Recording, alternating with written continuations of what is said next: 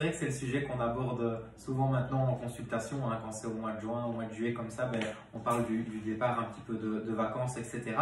Et je voudrais insister justement sur le fait qu'il ne fallait pas diaboliser justement cette période parce que effectivement au niveau diététique, on a moins de contrôle, ça c'est un fait, hein, sauf si évidemment on a l'occasion de pouvoir faire à manger en vacances, mais tout ce qui est hôtel, resto, etc., on a toujours moins de contrôle sur la façon dont les plats sont cuisinés, etc.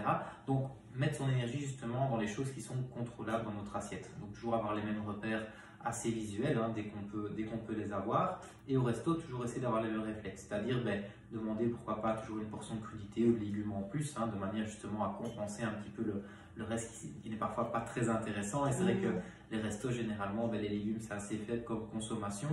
N'oubliez pas non plus de bien demander la sauce à part de la préparation pour pas que la préparation soit imbibée de sauce et que ça grimpe assez fort en calories.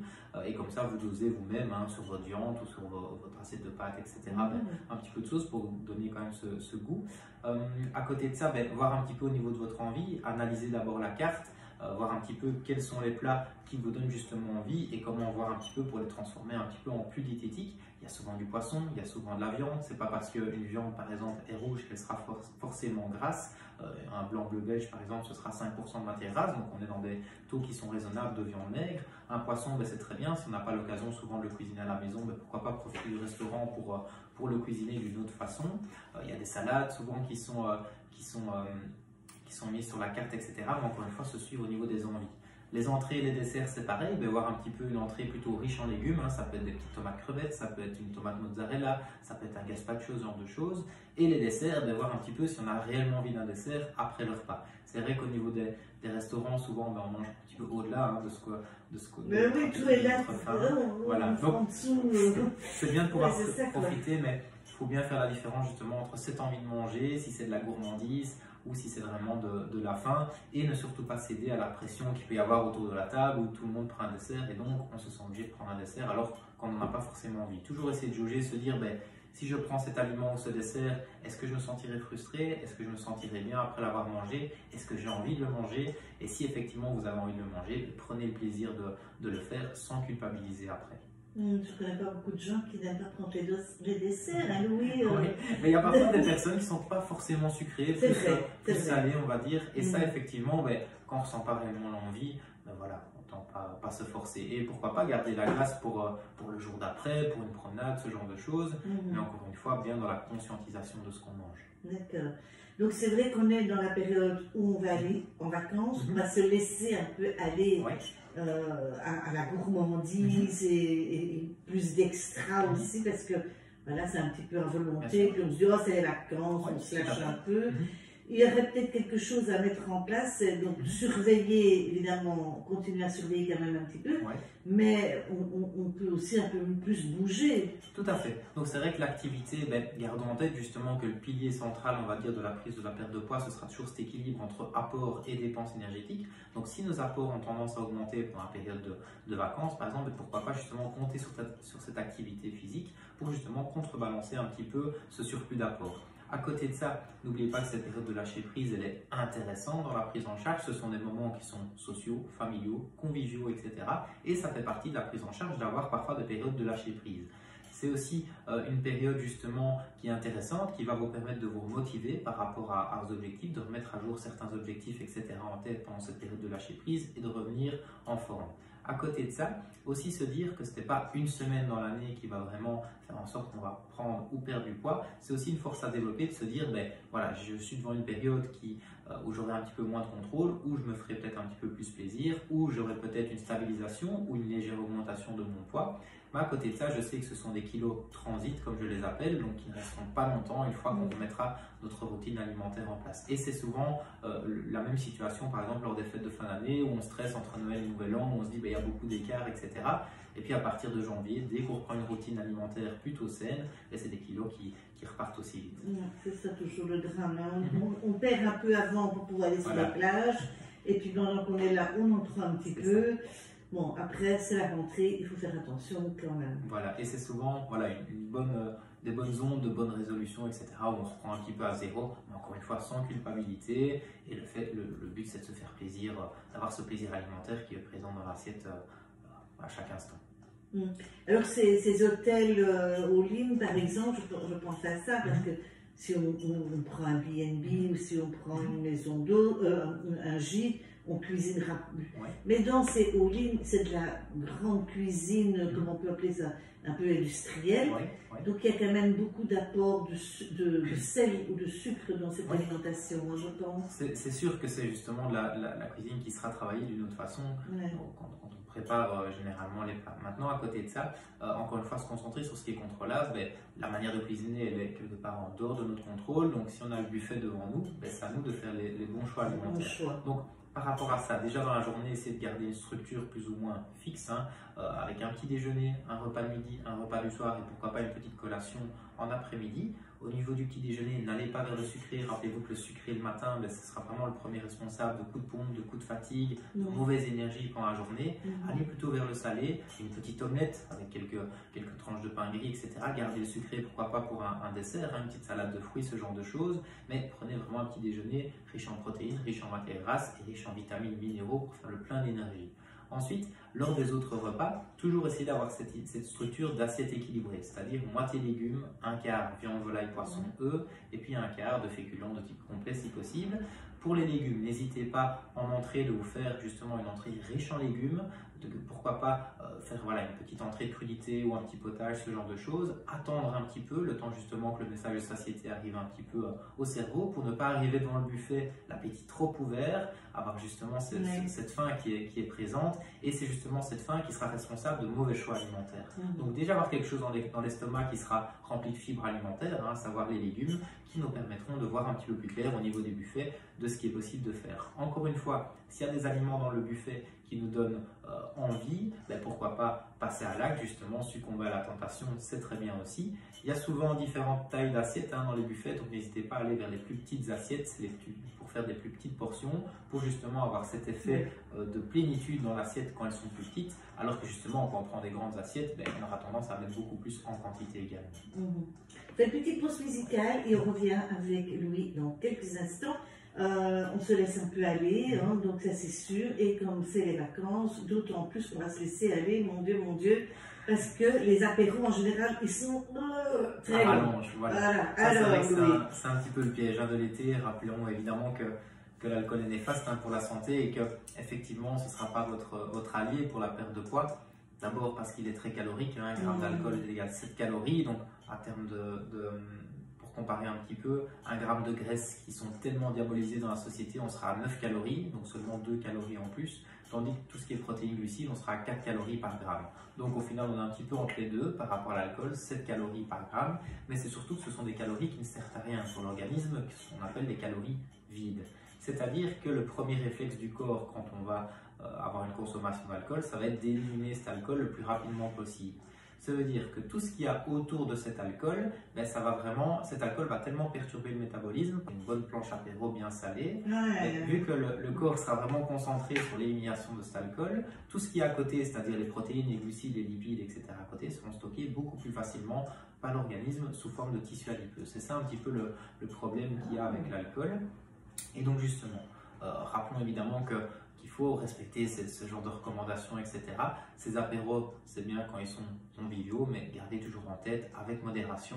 Les patients me demandent parfois aussi quel type d'alcool privilégier, etc. On va dire que le vin rouge peut être le plus acceptable parce qu'il sera rempli de polyphénol, etc. et pas trop sucré. Maintenant, ça dépend encore la qualité du vin. C'est ça, tout à fait. On dit aussi parfois les bulles parce qu'elles sont un petit peu plus pauvres en calories. Maintenant, gardez en tête que c'est vraiment l'alcool en brut globalement qu'il faudra modérer. Et quand vous prenez un verre d'alcool, choisissez évidemment ce qui vous plaît pour ce plaisir aussi lié à l'alimentation et aux boissons. D'accord, mais quoi, un apéro et pas trois, quoi. Voilà, c'est ça. Donc bien décortiquer, bien profiter de cet apéro-là. Et si possible, ne pas se resservir. Ne pas se resservir. Et alors, si j'entends bien, c'est surtout les petits à côté qui sont dangereux. Au lieu d'un verre d'alcool tout seul, quoi. Alors ça, c'est un grand débat. Maintenant, c'est plus l'impact de cet alcool qui provoquera cette perturbation du métabolisme. À vrai dire, les apéros, etc., qu'on aura à côté, certes sont des calories, mais qui seront métabolisées d'une différente façon par rapport à cet alcool. Okay. Donc, je ne vais pas dire de jeûner, évidemment, avec un verre d'alcool. Non. Gardez juste une consommation raisonnable et faites-vous plaisir aussi avec l'alimentation, toujours avec modération. D'accord. Alors, par exemple, peut-être que vous n'avez pas les chiffres en tête, oui, ben, on va dire, je ne sais pas moi, un apéro, je ne bois pas d'alcool, donc je ne sais pas dire, mais voilà, une sangria par exemple. Ouais. C'est combien c'est l'équivalent de combien de morceaux de sucre par exemple? Là, moi je ne compare jamais avec des morceaux de sucre. On est évidemment sur un alcool qui est beaucoup plus sucré, et donc justement le sucre. Les fruits et voilà, tout ça. C'est ça. Ouais. Donc le sucre qui est présent en plus de cet alcool, encore une fois, va avoir un impact un petit peu plus grand. Maintenant, prenez un alcool qui est seul, type un whisky ou ce genre de choses, ben, on sera dans une consommation d'alcool qui est beaucoup plus grande, un degré qui est beaucoup plus grand que la sangria par exemple. Et donc l'impact sera encore une fois différent et ce sera d'autant plus calorique parce que le nombre de grammages d'alcool augmentera par rapport au fait d'avoir cet alcool seul ou cet alcool accompagné d'un soft. Donc ce qu'on peut faire avec l'alcool, c'est évidemment couper pendant la soirée entre amis avec un verre d'eau, ce genre de choses. Si on est plus sur un alcool pur à mélanger avec un soft, pourquoi pas alors aller vers les softs zéro? C'est pas la solution à tout, mais c'est déjà ça de moins, entre guillemets, c'est déjà un petit peu de. Comme un gin tonic par exemple. Voilà, un gin tonic, vous prenez un gin classique et pourquoi pas aller vers le Schweppes tonic zéro. Voilà, comme ça, vous remplacez par l'édulcorant, c'est pas l'idéal, mais à côté de ça, justement, ça permet d'avoir cette consommation de sucre en moins.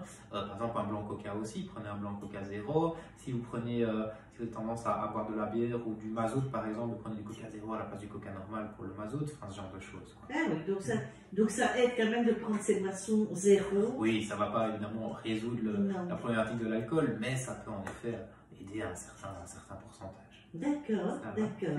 Qu'est-ce qu'on peut encore dire aujourd'hui? C'est vrai que par rapport aux vacances, qu'il y a parfois aussi par rapport aux périodes de voyage, etc., c'est qu'on perturbe parfois un petit peu notre sommeil si on a des activités un petit peu plus intenses la journée, ou si nos soirées justement sont un petit peu à rallonge, ou s'il y a consommation d'alcool, parce qu'évidemment la consommation d'alcool impactera le bon sommeil. Or, le sommeil fait partie des 3 grands facteurs du poids. Donc, il y a le bon sommeil, l'activité physique et puis l'alimentation.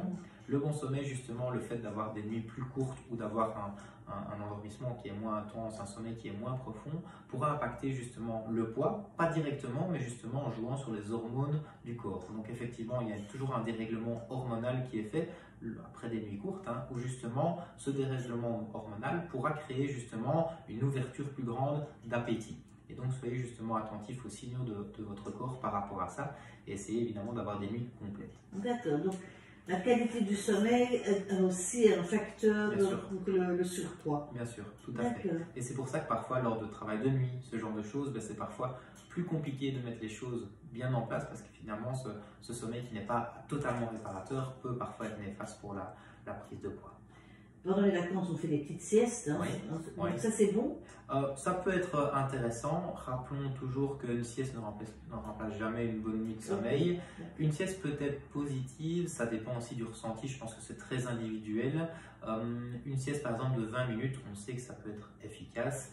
Au-delà de ce score, ça dépend un petit peu du ressenti de la personne, mais parfois, il y a des patients qui ont vraiment l'impression d'être dans le réveil après tout le reste de la journée et qui au final sont totalement dans le flou parce que la sieste a été trop grande et du coup les cycles de sommeil sont un petit peu perturbés. Donc je pense qu'il faut s'écouter avant tout. En vacances aussi, bien de rappeler aussi, vu que les températures vont peut-être encore bien monter. Oui, ils annoncent une vague de chaleur. C'est ça, donc bien l'hydratation aussi, donc 1,5 litre, voire 2 litres, voire un petit peu plus par jour.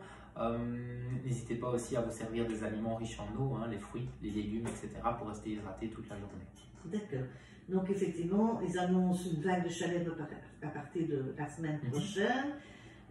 Beaucoup boire, et alors les fruits comme des pastèques par exemple? Oui, le pastèque, mais même les fruits frais en général, ils sont toujours très riches en eau. Les légumes frais aussi, le concombre, les tomates, ce genre de choses sont très riches en eau également. Sans mayonnaise, sans... Voilà. On peut faire, il ne faut pas diaboliser encore une fois les sauces. Voilà, vous faites une petite assiette de crudité. Par rapport à la mayonnaise, oui, certes, c'est une source de calories parce qu'elles seront très riches en matières grasses. Pourquoi pas la diluer avec un petit peu de jus de citron, un petit peu d'eau, justement, pour avoir un volume alimentaire de sauce qui est un petit peu plus élevé, sans augmenter trop le taux de sucre, le taux de matière grasse ajoutée. Ce qu'on peut faire aussi, c'est des petites sauces allégées, un type yogourette.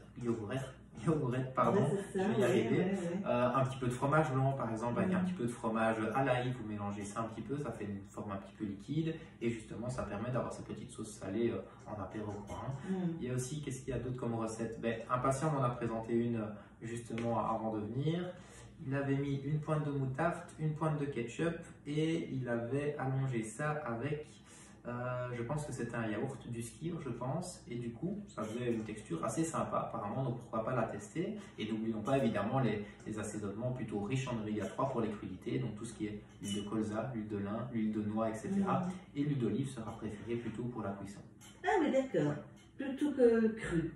Ben, ça peut être en format cru évidemment aussi, hein, mais on va privilégier une alimentation qui sera enrichie en oméga 3 et en oméga 9, et on conclut un petit peu que le meilleur deal par rapport à la température de fusion de cette huile, donc à savoir comment est-ce qu'elle va supporter la chaleur. L'huile d'olive sera le meilleur, on va dire le meilleur deal en cuisson, avec des cuissons douces, et pour les crudités, plutôt des huiles riches en oméga 3 parce que les oméga 3 sont très sensibles à la chaleur, et justement le fait de les consommer froids garde leurs propriétés.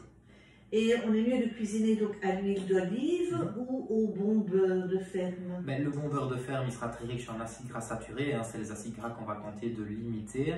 Maintenant, je vais plutôt comparer le beurre avec toutes les margarines qui sortent un petit peu industrielles. Là, je préférais alors un vrai beurre, justement, qui est riche en acides gras saturés, plutôt qu'une matière grasse qui est retravaillée, retransformée, et qui aura potentiellement des acides gras qu'on appelle trans, qui seront justement produits et qui sont tout au moins toxiques que les acides gras saturés, voire beaucoup plus. D'accord, donc on élimine évidemment tous ces... Mais un bon beurre de ferme, occasionnellement. Voilà, le tout c'est de varier ces matières grasses, d'avoir en tête qu'il faut augmenter un petit peu plus en oméga 3, hein, donc le poisson gras, saumon, maquereau, hareng, etc. Les œufs enrichis en oméga 3 comme les œufs Columbus par exemple, les noix, l'huile de lin, l'huile de colza, ce genre de choses. Et en oméga 9, les oméga 9 c'est tout ce qui est l'huile d'olive, les avocats, les amandes, ce genre de choses. Les avocats, c'est pas trop... J'ai entendu dire qu'il y avait beaucoup de calories là-dedans. Ça reste donc on est à 21 grammes, je crois, de lipides par 100 grammes. Et donc oui, ça reste une grosse source de calories. Ce sont des bonnes calories. Ah non, c'est des bonnes. Mais voilà, c'est des bonnes matières grasses. Mais à côté de ça, rappelez-vous toujours que l'apport calorique, que ce soit de bonnes ou de mauvaises calories, prenez l'exemple par exemple d'une armoire à chaussures. Si on remplit cette armoire de chaussures sales ou de chaussures propres, peu importe si elles sont sales ou propres, généralement quand elle est remplie, on ne sait plus rien mettre dedans. Donc c'est là qu'il se passe un petit peu par rapport à la balance énergétique. Donc même s'il y a un excès de calories, ce sont des bonnes calories. C'est pour ça qu'il ne faut pas tomber dans le piège non plus de noyer sa salade d'huile d'olive, etc. Parce qu'un surplus calorique amènera toujours un processus de prise de poids. D'accord. On rappelle vos coordonnées, Louis. Alors, pour me joindre sur téléphone pour la prise de rendez-vous, pour les renseignements, c'est toujours le 0479 52 25 93. Le site internet louisengels.be, la page Facebook EL-diète ou Louis Engels diététicien nutritionniste. Et pour tout ce qui est Instagram, TikTok, etc., c'est EL diététicien, tout attaché.